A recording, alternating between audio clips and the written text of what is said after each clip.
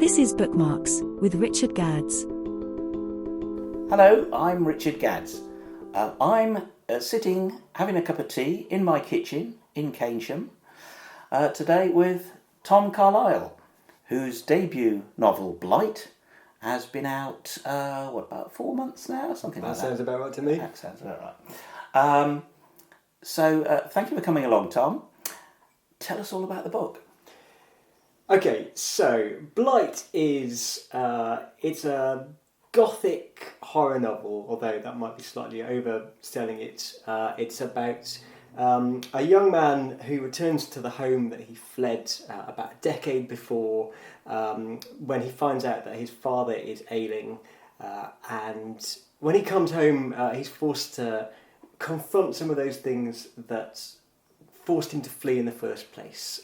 So not just the kind of tortured web of his kind of family legacy and his place in that, but also this kind of ancient entity that's been living below his village, demanding kind of child sacrifice and effectively warping the world around him. And that's where the blight of the title comes from, that sense of there being something in the soil that's corrupting, that's poisoning every part of that legacy, every part of that bit of the world. Yeah, it sounds very Lovecraftian.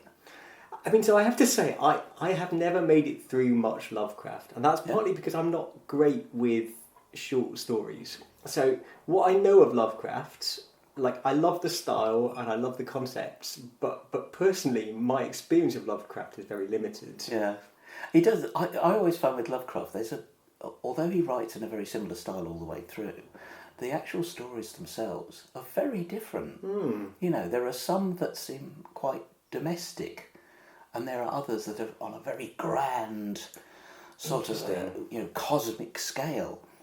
But yes, it's interesting. What sort of themes do you want to are in the book? What kind of sort of subtext is there? Well, so I think a lot of the book it comes from this like strangely theological place. I don't think I really realised that until it was finished, just how theological it became. So there's this trend throughout Christianity of the kind of innate sinfulness of humanity, and the need to be set free by some sort of sacrifice. And so you see that in the story of Christ, and there have been horror writers throughout particularly throughout the Gothic period, that have played off that. So some of the earliest ones, the Castle of Otranto, the Monk, especially Dracula, have got these kind of subversions of that Christian image. So the vampire being a kind of subversion of Christ, saying you need to drink of my blood, eat of my flesh, and then you'll be transformed, you'll live forever. Yeah. And I think what I was interested with is that sense of sacrifice, but a corrupted sacrifice, or perhaps even that sense that Christian tradition, when warped and twisted, can become something really monstrous. It can become something that devours your whole life. And so you've got a young man here who is expected to submit to some sort of set of rituals, which is going to destroy him. But he's told that if he doesn't do something about this, if he doesn't act upon it, then the fate of the world is at stake. And I think once you get that idea inside of your head, you can see how that warps your whole life out of shape, and also how that warps a whole community out of shape. And I don't know. I mean, some of this has come from personal experience. So I grew up a Christian, and I think I've spent the past 15 years unpicking some of what that's done to me as a teenager. So I think there's still some faith in there, but it's very different from that quite intense faith I had when I was 15 or 16. I think some of that has come from seeing the way faith has been played out particularly in America at the moment, how those ideas have warped a whole society out of shape. And how you can take something like this that's supposed to be quite admirable and quite sacrificial and turn it into something that becomes quite monstrous and quite corrupt. Quite aggressive, I know what you mean. And I think it comes from terror as well. So one of the things that I thought about a lot, so there's a couple of things I would point to in terms of the writing of this. Howard David Ingham wrote a great book called We Don't Go Back, which is basically a chronicle of folk horror. So I think it's mostly centred around cinema, but he picks up on some of the trends of folk horror. And particularly, one thing that he references is Robert Eggers's film The Witch. So you've got this New England society, this devout group of Christians who've gone out there to be as pure as possible, that find themselves exiled from their community for not fitting in. And then they're on the edge of the woods, and there's something that comes out of the woods, and it snatches this child, and then, like, just all hell breaks loose. And some of that comes from the terror of the woods, the terror of the unknown, there's something out there. But some of that comes from that self-sustaining terror, that sense that you create this, like, you are afraid of the world, you're in your little pure enclave here, and then something comes in and you respond with aggression. That is a fabulous film. It's so good, isn't it? It's blooming. It's one of those... I really love that film, particularly because it's subtle. You know, it's really scary, but it's really scary because of what you don't see. And that's a subtlety that you don't see too much these days. Yeah, I completely agree. Yeah. And it's full of nightmarish images that don't come in jump scares, but when you close your eyes you can still see them. Yeah. I'm sure anyone who's seen that yes. knows what I'm talking about. But I mean, there's no blood and gore or anything like that, but it's just so conceptually terrifying. Yeah, I totally agree. And the way they speak, apparently all that dialogue was authentic. Yeah, I heard this as well. I can't quite remember where they got it all from, but they got it actually, every word that's spoken. I think there's kind of court transcripts or maybe like village records. Something like that. But... And I mean, I love that idea as something you can do particularly in fiction and literary fiction. But I have to confess, the amount of time it takes to do that is huge. Like, there's a part of me that would so desperately love to dig into the records and do what Robert Eggers has done there, to find some of those historical pieces and think, I'm going to turn a real story from this. And then time has been against me. And so there was one incredible story I heard about recently. I'm sorry, I don't want to go off on too much of a tangent here, but I thought there's a novel in this about, there was a man in America. He wanted to send this ship off to basically be like a prayer ship, so it was going to circle the globe, and they would be perpetually praying for all the nations to bring about the redemption of the world. So it's kind of missionary ship. And essentially what happened was, about 8 months after setting out, they came back and almost all the people on the ship had starved to death. So he had mistreated them to such an extent and abused them to such an extent that he was eventually arrested. And there was the complete ruin of this project. But I think that the story there about how people were brought into that, how that ideology curdled when they were out at sea and facing disaster, I think is fascinating. I find it very interesting and again, I feel at some point I've got to write about this, but about, sort of terrible dystopias which people have chosen. Do you know what I mean? I mean, say, like 1984, the whole political situation is imposed upon people and they don't like it and all that, and you can see that. But then you take something like Brave New World, and every character in that is very happy in this horrible dystopia, and that's the sort of thing I find really fascinating. And the challenge for me with that is working out where you start. So, I think of Tristram Shandy, and where Lawrence Stern over and over again tries to work out where to start telling his story. Does he start at the moment of birth? Does he start at this moment of, like, where a particular idea is embedded? And he becomes this kind of self-deconstructing text.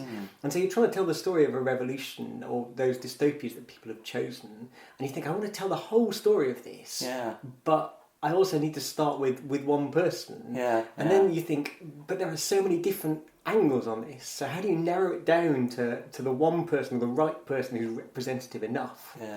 And it's an overwhelming challenge. It is. I mean, it always boils down to the single discontented person, doesn't it? Whether you get a background in which everybody's happy or a background in which everybody's miserable. Sure. You have this one discontented person in the heart of the narrative, and from them, everything kind of branches out, weaves out. But I mean, Blight itself is set in the 19th century. So what particularly drew you to that period? Did you do a lot of research and choose the period, or did the story kind of evolve as something that needed to be in the 19th century? Well, so I've always been fascinated by particularly the end of the Victorian era as this time where the world is undergoing this huge process of change. So you go from a predominantly raw... This is a massive oversimplification, as I realize it. But you go from a more rural way of things to a much more industrialised, urbanised way of things. So you see mass movement into the cities, you see the birth of factories, you see the kind of pioneering work of people like Isabel King Brunel and Henry Ford over in America, like creating this mechanised world that you've got now. And so it seems to me like quite a fertile ground for kind of pre-made tension. And especially the sort of pre-made tension that I'm interested in with that kind of folk horror world. You may be in the city, you may be living more comfortably or living by the world of the machine, but then when you look out there are the woods and the darkness hasn't gone away. And I would say I've always had that enthusiasm for particularly Dickens, and about how Dickens embraces that darkness. So whenever you're walking around in civilization in Dickens, you're only a short step away from incredible darkness. So there's a bit in Oliver Twist when he's walking the market, and then suddenly some of Fagin's goons come out and Oliver's kind of dragged away into this nightmarish back street. Or in Bleak House, you've got the houses of the rich, but then down there you've got the crossing sweeper, and you've got these kind of charnel grounds, which are like they're roughly kind of next to the rich and poor, and to me that dramatises it so effectively, that sense of the darkness is still there, you're just trying to ignore it. And I think that was what inspired me a bit with Blight, is trying to capture that same nightmarish sense in Dickens, that sense that wherever you go there is something nightmarish just waiting around the corner. And you've lived your life in this place where you think I can get on and I just do what I need to do, but if you actually look at it, you see this kind of roiling darkness just under the surface. I always think that kind of process of urbanisation is one of the things that helped the development of horror fiction and speculative fiction, because of that that sense of alienation. People were moved from a situation in which they lived somewhere where they knew everybody and everybody knew them, and then moved into a situation where they were surrounded by people who they'd never met, didn't know. Of course. And the reverse was true. They had no connection with other people, and other people had no connection with them. That makes perfect sense. That must have made a kind of that, and the kind of psychic societal shock that you got with things like Darwin. I don't think it's over coincidental that horror fiction emerges at that time as we know it today. I mean, there was always stories of ghosts and this, that and the other, but they were always meant to teach you something. You either had ghosts and monsters and things as a little element in a much bigger story, the Odyssey and all that kind of, or the stories were there to teach you some sort of moral lesson. Yeah. You know what I mean? After Dickens and after Christmas Carol, and when you get through to, like Dracula and The Beetle by Richard Marsh and all these kind of things, that I think expresses the kind of underlying, or the success of that thing then underlies the psychological changes I think that are taking place in society, as well as all the economic pressures that were, and so is it that sense of inexplicability, that sense that you can't fully understand things? Exactly, you've lost track of the world. You can't. It's that thing about you can't possibly know more than whatever it is, some tiny percentage of human knowledge. Of course. And that wasn't true, sort of beginning of the 19th century. Any one person could pretty well master everything that was known. And that became, and I think the late Victorian period is where that stopped being true, you know, where you had to start, you know, that interconnectedness of society really started, you know, part of the urbanisation and the changes in this and the other and the economy. And no, I really like that as a thesis, and I really like that as a way of explaining why people become quite compartmentalised and quite individual, and also as a lead into modernism, so a lead into that kind of fragmentation, that sense that things don't work anymore, so you need a new form to fit the chaos. I always think there's so many parallels between the late Victorian period and now. There are so many parallels between everyday life in Victorian England and everyday life now. It's just sort of on a slightly different scale. I hadn't thought of that, but you're right. Oh, it does make perfect sense. And one of the things I've noticed in recent fiction, well, I say recent, it's certain bits of recent fiction, is that interest in trying to portray what the modern world has done to the mind. So I'm reading Jon Fosse at the moment, which I don't feel like I can recommend to too many people because it's one of these ones that's written in one long sentence without any full stops. Like Lucy Ellmann's book Doc's Newburyport, which also did the same thing. And I'm also reading Carlo Knausgaard at the same time, who does this kind of like intense autofiction, which is just write about everything. But I do think that these things are a reflection of trying to describe what the modern world has done to our minds. It's trying to put consciousness on a page and say, look, this is what it's like to live now, and this is how overwhelming it is. So in Doc's Newburyport, the narrator's always being pulled away. So she'll be focusing on something, and then suddenly she's thinking about what's the recipe for apple tart. Or, what am I hearing in the news? Some headline will flash across. Or Carlo Knausgaard will be thinking about, some great philosophical idea, and then realise he's forgotten to buy meat for date night. It's so annoying. So yes, I can see that, and that sense of overwhelm. Yeah, I mean that's one of the difficulties of history, really, that it's so difficult to think yourself into the kind of mindset that people at the time would have had. I do agree. But do you not find that difficult as somebody who, because obviously the Burn Street haunting takes place it's the 70s. It's 1973. And so you're away from phones and you've still got some kind of darkness. I think the difficulty of trying to write a modern horror novel, which is what I'm trying to do at the moment, is what do you do about the phones question? Well, don't you think that, I've lost count of the number of horror movies I've seen, contemporary ones. The first thing they have to do is get rid of everybody's phone. And I think it's becoming a cliche.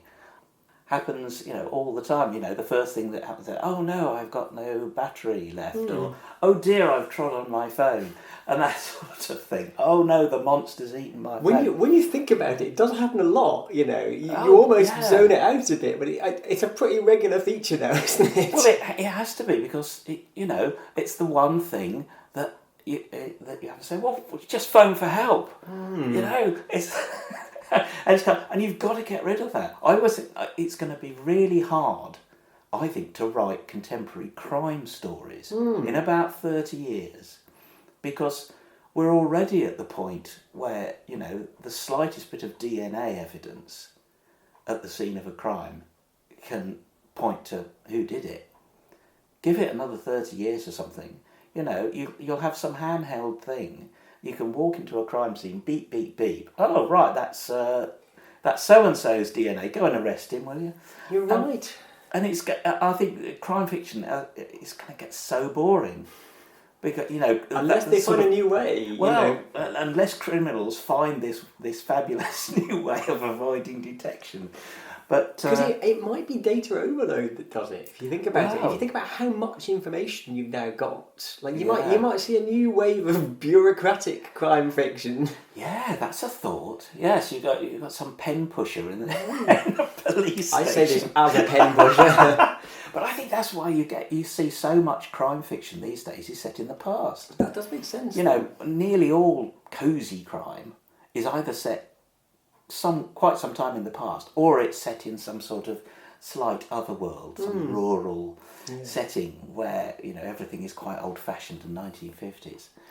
But I think that's going to become a real problem over time, because crime detection, I reckon, is going to get to the point where you know, a combination of surveillance and AI and DNA and all these things, you put all of these things together and it's going to be almost impossible to just walk around in the world and not be traced somehow. No, I in hear what you're some saying. way, you know? That does make it interesting for me from a publishing standpoint as well, because publishers have got two choices to me. Like, they can either choose to lean into the kind of new forms and think we're going to do something new, or they can choose to double down on what works already and give people comfort food. So if you think of Richard Osman's extremely successful, The Bullet That Missed and whatever the Thursday Murder Club ones, they're popular because they give people what they want.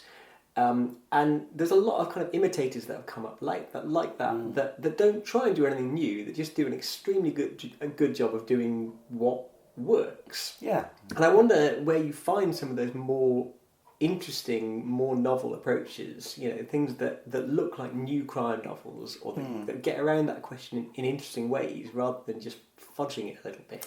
Yeah, That's in the mid-list. Yeah, I need to be a bit more up on modern crime fiction. I don't read much of it. No. Well, nor me, to be honest. Sherlock Holmes, yes, Agatha Christie, tick. But after that, as I say, the sort of police procedural type thing kind of leaves Well, me there's been a few cold. things recently. So I'm trying to think of... so Eliza Clark wrote a book recently called Penance, and Joseph Knox wrote a book recently called True Crime Story. And both of what these are is... they're slightly meta-crime novels. So they tell a story about an investigation, but then somewhere through that investigation there'll be a counter-narrative brought in. So you'll have somebody who's putting together a podcast or putting together a dossier, and then there will be some alternative information that comes in, and you'll be forced to reconcile that yourself. So you're left with these questions thinking, this is beyond the text, I've got to decide. A bit like the turn of the screw with horror fiction.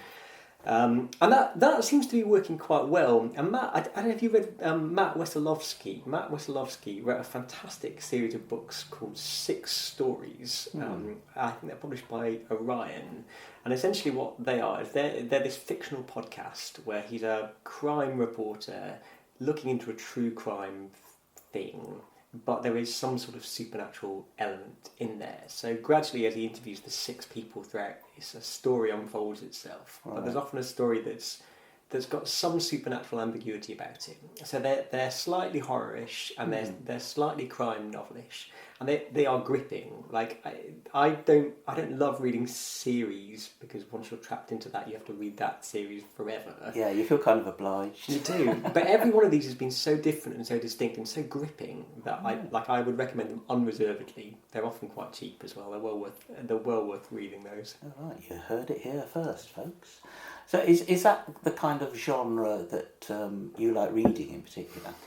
No, to be honest, I don't know how I ended up writing horror fiction, because the main thing I read is literary fiction. So everything by my bed is this kind of stack of literary fiction novels. Yeah. So I love Stephen King, and I love those classic era of horror novels because there is a real visceral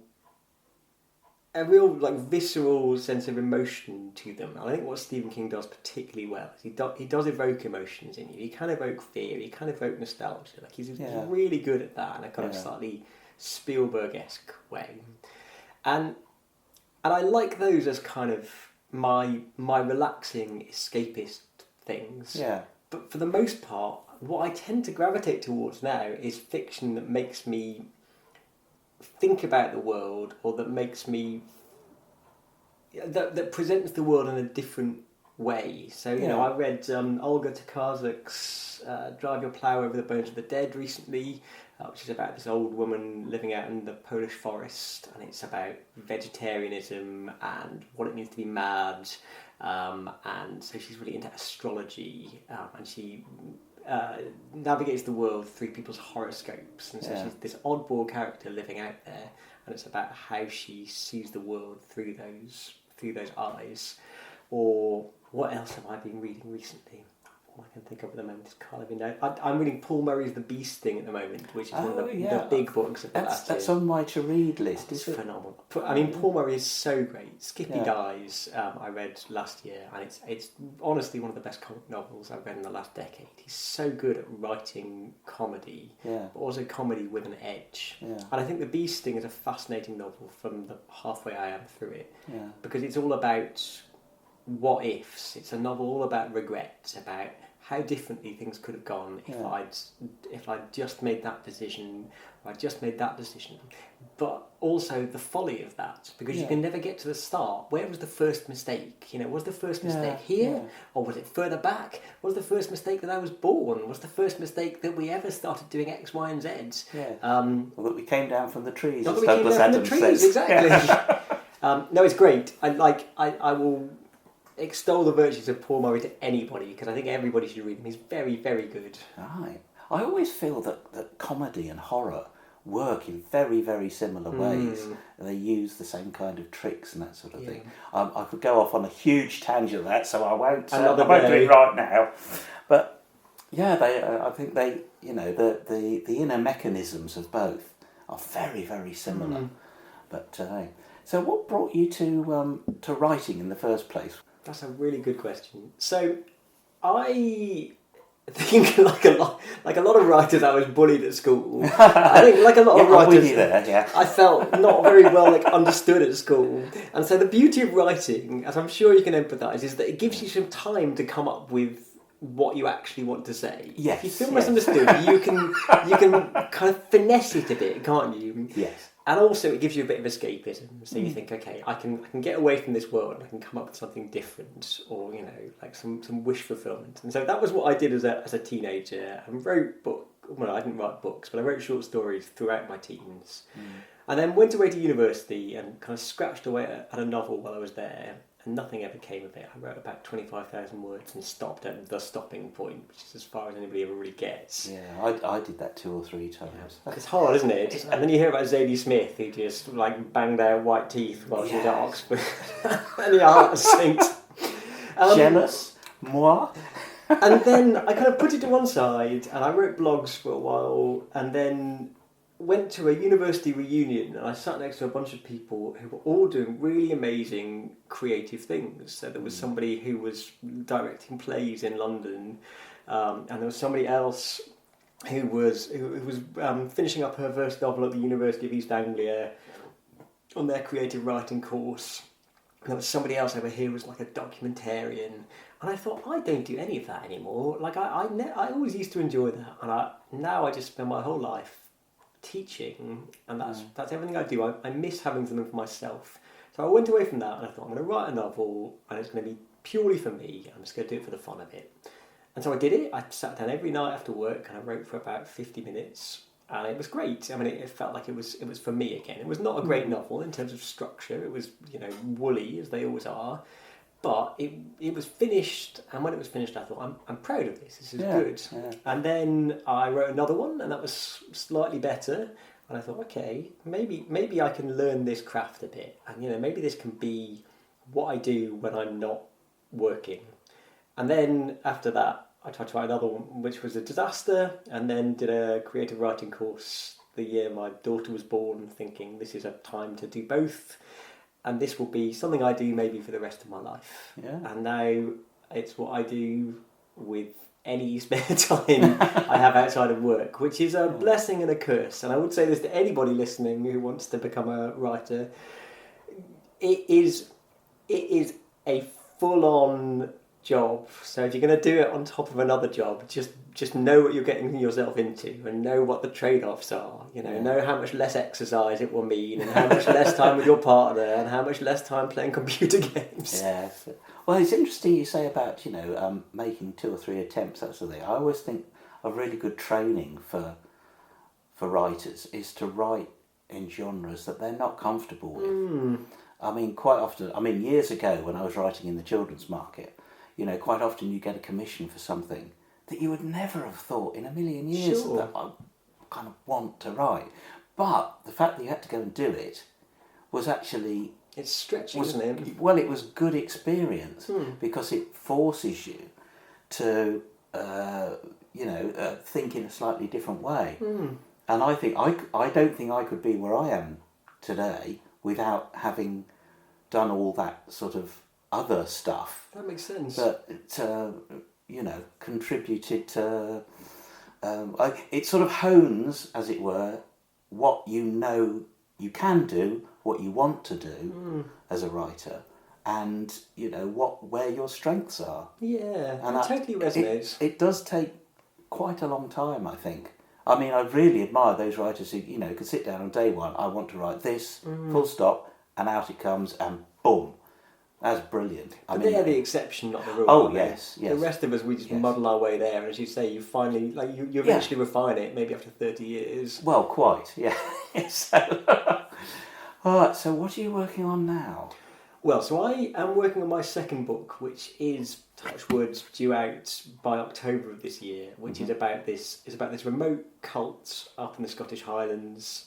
It's about a young man who goes up there to try and find, I say young man, reasonably young man, mid-20s man, who goes up there to try and find out how his brother died, and when he goes up there he discovers some enormous bloody mutation that's causing people to erupt in all kinds of unpleasant ways.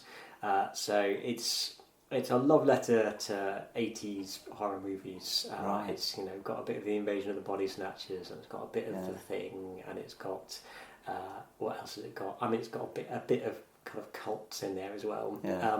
I could talk to you for another 10 minutes about that, but I'm conscious we're at time. I think it will be fun. That sounds terrific. I can't wait to read it.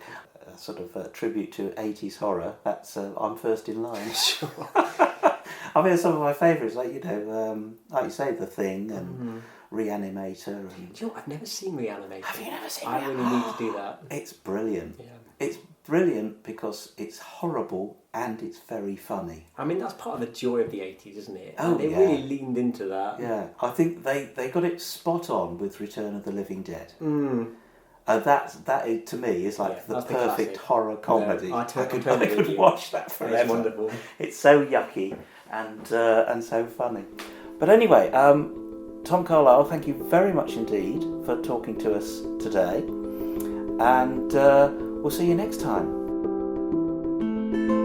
That was Bookmarks with Richard Gadds. For more, visit www.richardgadds.co.uk.